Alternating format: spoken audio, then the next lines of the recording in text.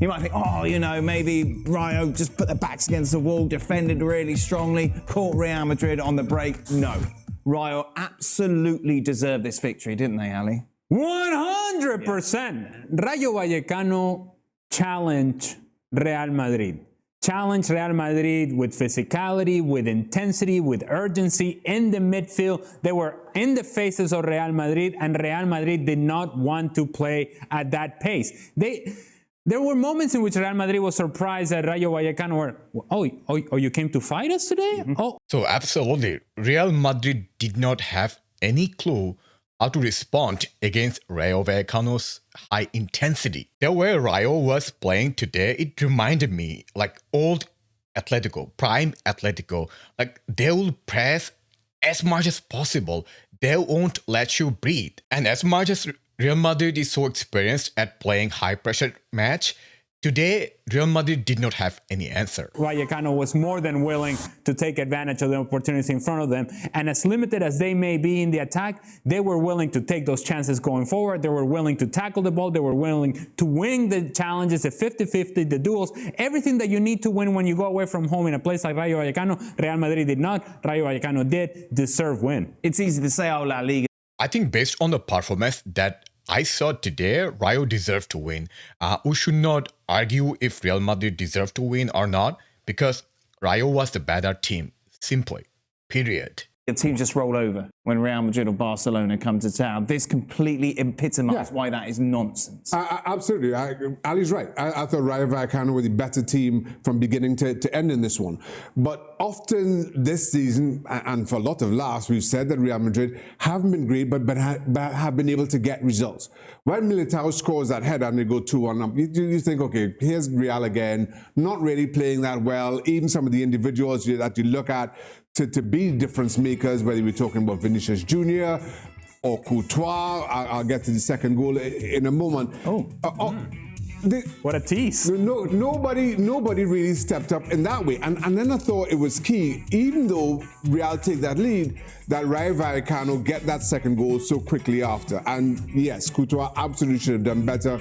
So many times over the last couple of seasons, he's been Real's savior in those circumstances. But then in the second half, when you expected Real Madrid, or you thought Real Madrid were going to step up and be more assertive, it was Rayo who were the more assertive of the two. Not until the fourth official held up 8 minutes of injury time do I think that Real Madrid really started to put Rayo under pressure. And Rayo defended very well for those last eight minutes, fully deserving of the 3 points. Again, very difficult to disagree with Shaka. I think I have to agree what he said. Whenever Real Madrid is behind, they tend to increase intensity, and as a result, they get the result. But today, that was not the case. We did not see the uprising of intensity. As Shaka pointed out, the only intensity we saw from Real Madrid was the extra time that Real Madrid got today. One match was on 80 minutes. I'm like, why? Why we're so slow? Why we're not speeding up? Why we're not doing something different? There are lots of questions to ask from today's performance. The amount of turnovers from Luka Modric, for example, today, so surprising to see. And it happened time and time again. The lack of activity or inactivity in the case of Fede Valverde, where his best is his ability to run back and forth, to be active, to cover ground. Today, inactivity. There was nothing from Fede Valverde today that was the sort of performance that we have seen coming up until this match. He has been among the top 5, top 10 players in the world over the last couple of months. And today, you just saw a guy who was very passive. So you take the midfield out of the equation for Real Madrid. And when we talk about Real Madrid, that's the first area that we address and say that's an area of strength. You take that out, and now you become stretched, and now you become a team that is depending on the individuality of Rodrigo or Vini Jr. to create something, and the individuality or the defending part. And that wasn't happening either. So overall, you just look at Real Madrid and say, this may have been a game that had been coming, and Carlo Ancelotti had been warning against this for a while, that this is a team that sometimes feels too comfortable taking the foot off the gas. They did it today, and it was the wrong place to do so. Rayo Vallecano took advantage. And they're form leading in. I'm glad that LA brought this point out because it's so important. Modric, one of our veteran player, probably one of the most experienced player on the pitch today. And how many times he lost the ball today? It was like almost uncountable in my opinion. So the reason why Modric struggled today was the game plan from Rayo Vallecano. Rayo coach knew that Cruz is not going to play. So he knew that all the anchoring will be done by Modric. And so he put multiple players to close up the space whenever Modric got the ball. As a result, he suffered. The second point being Fede being invisible. Again, yeah, in first half especially, he was not there. Again, in my reason why Fede was invisible in first half was the game plan of Real Madrid. Because Real Madrid was trying to play from the left side, from Modric to Vinicius. As a result, there was nothing to do at right side. Typically, Cruz is the player who switched play from left to right. And Cruz was missed so badly today. Third, Tchouaméni also did not have a good game. I agree. Another player he didn't mention today was Mendy. He was so bad today. His performance was so different from what we see from Mendy. So in a nutshell, Mendy and Modric performance, especially at first half, was not something we would like to see.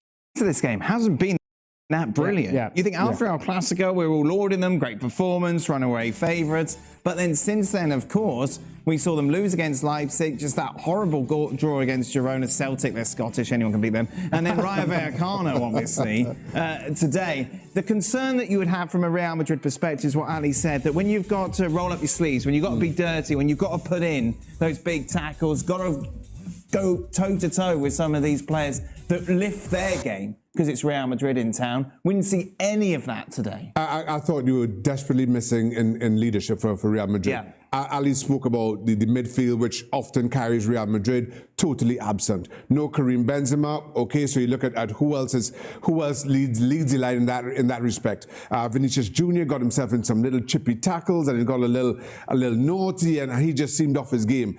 When Freddy Valverde picks a ball up 20 yards out and nobody within 3 or 4 yards of him, and he drills it 10 yards over the crossbar, you know it's going to be a bad day for you. He has been that good. And then all of a sudden to see all the individuals kind of be so far off what you expect of them and nobody really to rally the troops, it felt really hollow from Real Madrid in a way that I don't think we've been able to say for quite some time. Barcelona. Absolutely. I think we have to concede that we missed Benzema so much in attack. Our attack kind of depended on Benzema. Even though we have seen improvement of dependency on Benzema, there is still something missing. As much as Rodrigo has been so great so far this season, he's not the number 9. We have to agree on that. He doesn't have the physicality to play a striker role. I think there was lack of cohesion between midfield and attacking side. We need more synchronization among our attackers, especially today the players who played. For example, Rodrigo, Vinicius and Asensio. So the reason why Real Madrid lost today are many. First of all, most of the players looked tired and fatigued, which is understandable. Most of the players are playing twice a week, which is very difficult. After all, they are human. Second, most players look like they were not playing with 100% effort. Looks like they're thinking about World Cup. Third, game plan. I feel like when we saw that Real Madrid is struggling, especially at first half, our manager should have done something. We did not see any managerial decision that will impact the gameplay. Even the substitution, in my opinion, was too late. Anyway, despite it was one of the worst performances of the season, we have to stay strong. More importantly, hopefully, our team will come back stronger.